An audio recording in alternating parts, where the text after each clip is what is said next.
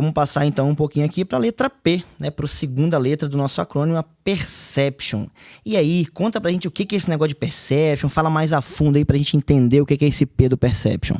Você já tinha iniciado aqui um pouquinho sobre essa fase, né? Eu acho que a parte fundamental da conversa é essa. Tá? Excelente. Para você entender se você está tendo uma conversa eficaz, né? Uma conversa boa, você tem que perceber quem está falando mais. Se é a família que está falando mais ou se é você que está falando mais. Perfeito. Né? O ideal é a família estar falando mais. Né? Se você está falando mais, tem alguma coisa estranha, tenta contornar, refletir sobre o que você está fazendo. Né? Ok. E, assim, essa é a parte fundamental para você entender o quanto que a família sabe, o quanto que ela está entendendo de tudo que está acontecendo.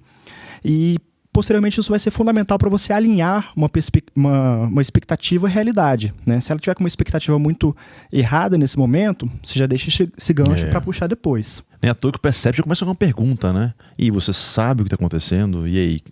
Que perguntas que a gente pode usar, Felipão? Então, assim, você quer ouvir o familiar. Perfeito. Então, Exato. é importante você ter isso aí.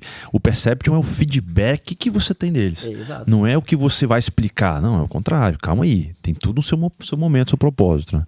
Com certeza. E, assim, essa é uma frase que eu até gosto de usar, né?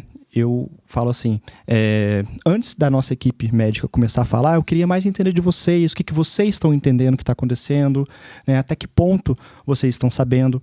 E deixar o espaço sempre aberto para eles poderem falar, né? Estando assim bem livre para entender realmente o que está acontecendo. Não ficar interrompendo toda hora, deixar um papo mais fluido, né? Exatamente. A gente, na medicina, a gente tende a interromper muito os nossos pacientes, né? Então a gente fala, interrompe ele a todo momento, então deixar a família falar e entender seria mais importante ali, né? E assim, nessas horas também, quando você começa uma conversa, é importante você se apresentar, né? Você se apresenta e fala a sua função. E a sua equipe também vai falar, se apresenta e fala a sua função. E o familiar vai apresentar o nome e o grau de parentesco. E é bom você já anotar, né? Porque se for muita gente, você vai esquecer. São 6 pessoas, né? E apresenta todo mundo, esse aqui é o interno. Aí você apresenta o interno. Apresenta o interno. Beleza. A família entender todo mundo que está envolvido naquele cuidado, né? Mesmo que seja um interno. Brincadeiras, rapaz. E nesse momento, assim, é bom você perceber quem que é o cuidador principal.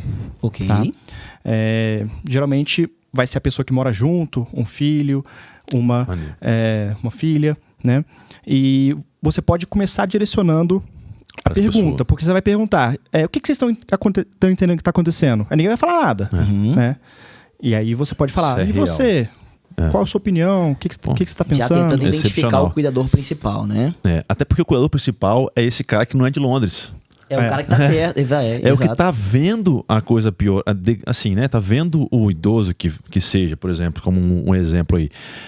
Tá vendo ele ficando cada vez mais frágil. E tem sentido, né?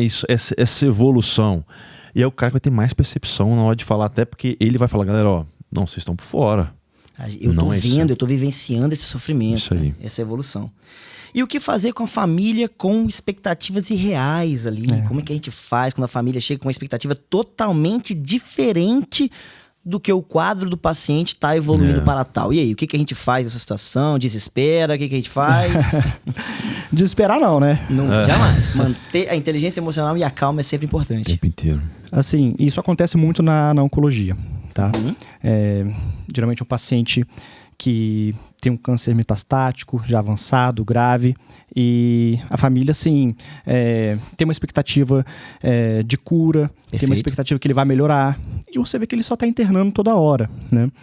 Então, é importante, nessa fase do Perception, você deixar esse espaço aberto para entender sobre isso, mas você pode utilizar uma pergunta que vai acessar, de fato, esse emocional, né? Que vai acessar, de fato, essa expectativa da família, que é justamente uma frase que eu aprendi dessa forma e não pode ser mudada. Tá? Manda para nós, então. Ensina pra gente. Que é uma frase assim, como você imagina que as coisas vão ser daqui para frente, né? Excelente. O ponto forte dessa frase é como e o imagina. Tá? Perfeito. Isso, o paciente ele começa a parar, olhar para si, o familiar olhar para si, refletir, realmente ele está internando toda hora, como é que vai ser daqui para frente? Né? Um ponto de reflexão no meio da ponto de conversa, reflexão. né? Isso, excelente. é uma frase poderosa. Muita gente chora nesse momento, tá? Muita gente fica emocionada. Porque acho tá? que cai na real, Cai né? na real. Cai na real.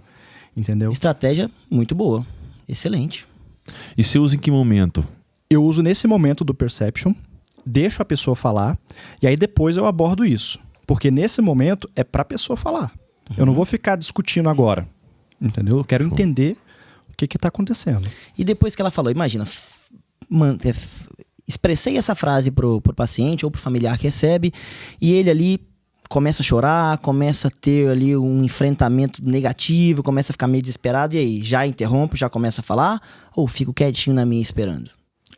Assim, quando tem um momento mais emotivo, tá? É sempre bom você, primeiro, não começar a atropelar as coisas. Excelente. Né?